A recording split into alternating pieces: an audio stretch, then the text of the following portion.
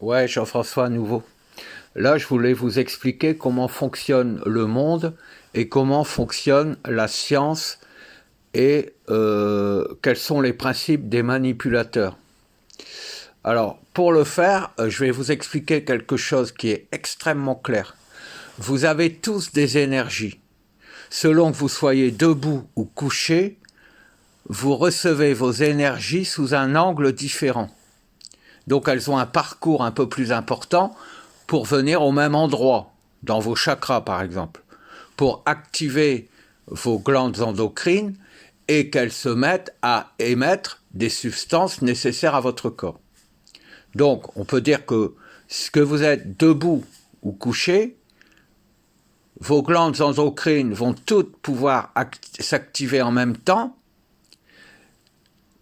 ou si vous êtes debout, vos glandes endocrines recevront successivement l'énergie. Donc elles ne s'activeront pas à la même seconde. Ça, c'est un principe. Et donc, ça veut dire que vous vous demandez pourquoi vous êtes ce que vous êtes. Eh bien, je vais vous expliquer simplement les choses. Prenez le Kama Sutra. Ce que je vais vous dire, ça va vous paraître aberrant. C'est une métaphore, c'est un symbole, c'est à la fois réel et à la fois une simple image. Mais c'est pour vous faire comprendre dans quel monde nous vivons et quel est l'état du monde actuel, quel est l'état de la civilisation. Prenez le Kama Sutra. Par exemple, on prend la position de la levrette. La femme est vers le lit, couchée vers le lit, donc elle reçoit, si l'énergie est verticale, elle reçoit l'énergie par le haut, dans le dos. L'homme est derrière la femme et il s'allonge, il est plus ou moins incliné sur le dos de la femme, donc il couvre plus ou moins la femme avec son corps. Et la pénétration se fait par l'arrière. Donc là, je vous apprends rien. Ah, à moins que je vous apprenne quelque chose, mais ce n'est pas le but du sujet. Ça veut dire que dans ces circonstances, s'il y a fécondation, la fécondation va être réalisée sous d'autres auspices que dans la position du légionnaire. Donc l'enfant qui sera issu de cette fécondation, de ces deux fécondations, ne sera pas le même, puisque les énergies ne seront pas reçues à l'instant T de la fécondation sous les mêmes auspices. Donc si vous imaginez que votre caractère et que tout votre destin est défini en fonction de la position sexuelle de vos parents pendant l'acte sexuel qui a abouti à votre fécondation, si vous imaginez que tout votre destin est défini par le fait que vos parents pratiquaient la levrette ou la position du légionnaire, est-ce que vous imaginez la complication qu'il y a à connaître votre destin? Est-ce que vous imaginez la contraction qui peut s'opérer dans votre corps? Non seulement si vous croyez que votre destin est défini par le type de position sexuelle de vos parents au moment de la fécondation, ça contraint et ça vous fait peur de...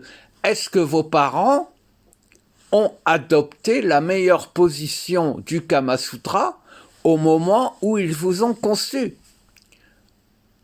Manque de bol s'il n'y a qu'une position qui fait en sorte que l'enfant qui sort de la mère ensuite soit un enfant divin, vous n'êtes pas dans la merde.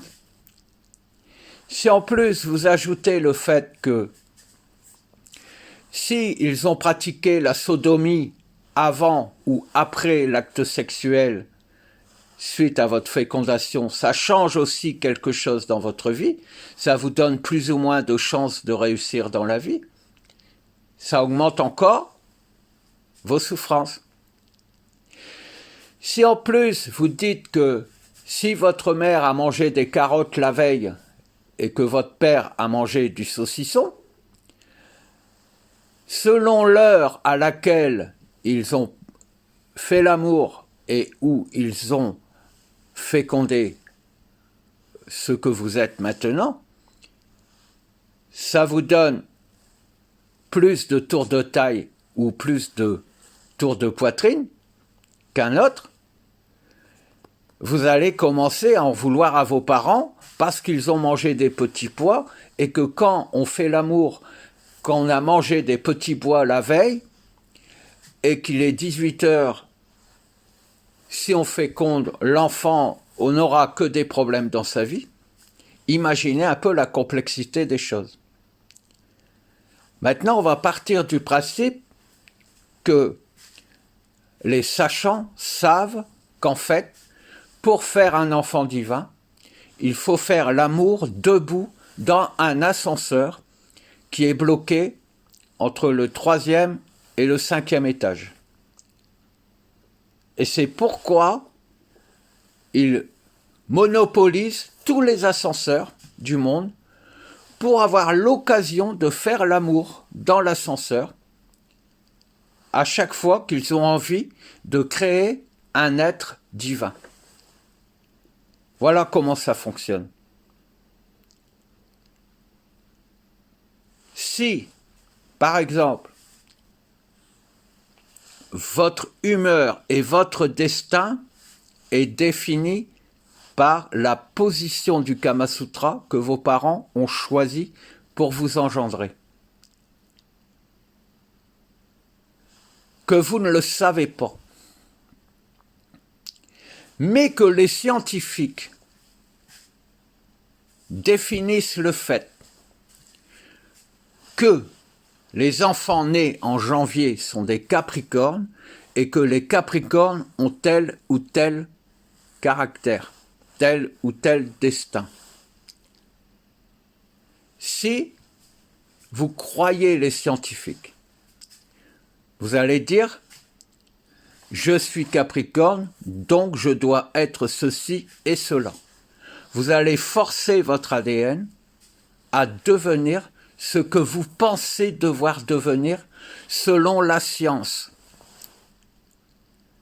Mais comme en fait votre caractère n'est pas du tout défini par votre date de naissance, mais réellement par la position du Kama Sutra que vos parents ont choisi, vous allez forcer votre nature, votre source de vie verra que vous vous trompez de critères pour définir vos propres décisions, vos propres actions.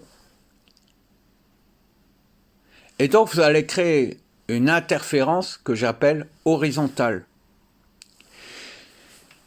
Si la source de vie vous engendre pour que vous soyez destiné à un grand destin mondial, ou que vous soyez l'une des personnes avec la plus grande longévité et avec une santé parfaite, pour que vous puissiez, par votre simple présence sur Terre, prouver au monde entier qu'il est possible de ne pas être malade, mais que vous croyez que comme vous êtes poisson, vous devez avoir la grippe, eh bien en fait, vous passez à côté de votre propre vie.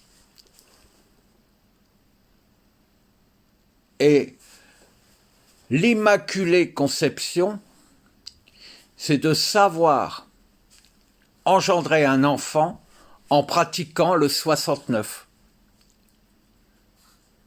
C'est-à-dire s'affranchir de tout système actuel pour devenir un être spontané et naturel. Et un être parfait.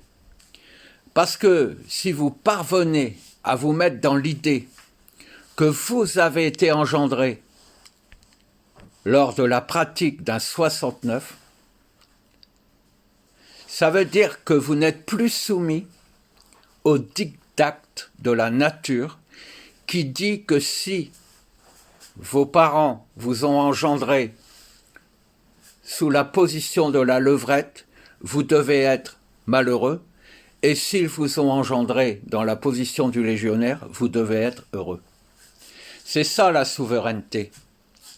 C'est dire je laisse chacun faire ce qu'il veut, je ne me noie pas dans un monde qui m'impose telle et telle loi, telle et telle règle. J'ai été engendré comme j'ai été engendré, peu importe, à partir du moment où je suis conscient et que je définis ce que je veux être, je le deviens, quelles que soient les circonstances. J'ai toujours dit, vous croisez une personne dans la rue, celle-ci change votre destin pour l'éternité. Combien de personnes avez-vous croisées dans la rue?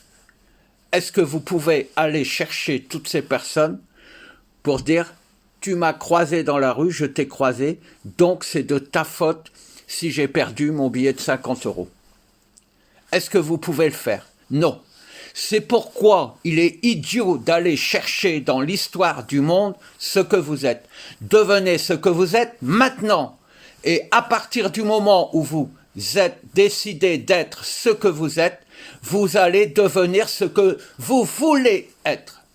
Et c'est ça la souveraineté. Et c'est valable pour tout.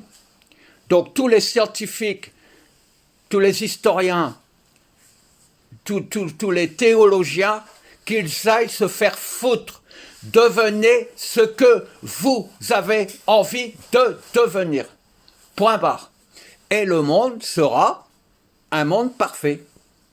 C'est ça la philosophie naturelle.